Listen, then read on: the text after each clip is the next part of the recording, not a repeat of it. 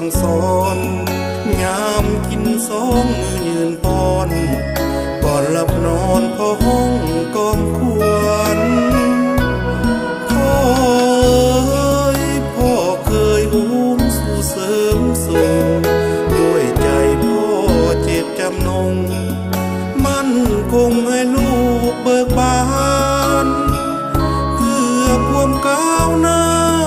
ศึกษาพัฒนาการส่องแสงลูกเขียนอ่านสืบสร้างสรรค์สู่ปัญญาสม